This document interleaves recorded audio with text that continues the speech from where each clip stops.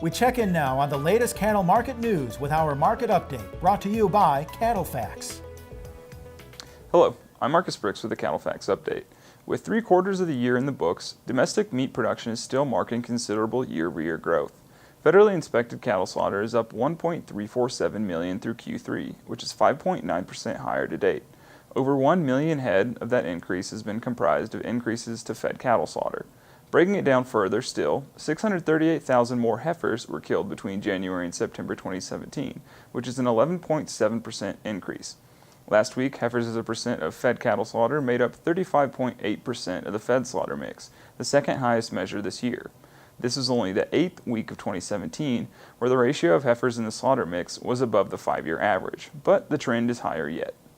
After the first quarter, heifer weights were down 10 pounds versus year ago, which was substantial with the growth to heifers in the feedlot supply.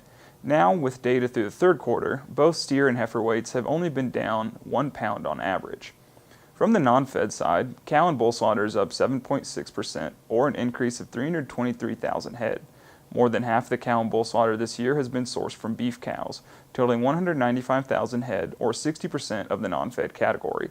With average cow weights also lower this year, down 2 pounds through September, overall growth to beef production is not as large as to slaughter.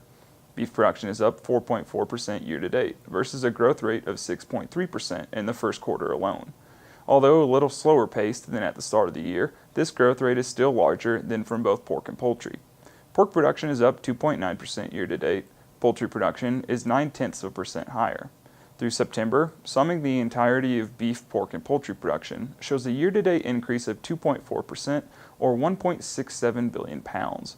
All in all, total meat and poultry production is currently on pace for an annual increase of 2.28 billion pounds, carrying that 2.4% growth rate through year-end. For the Angus Report and CattleFax, I'm Marcus Brix. To learn more about CattleFax, your leading source for beef industry market information, visit CattleFax.com.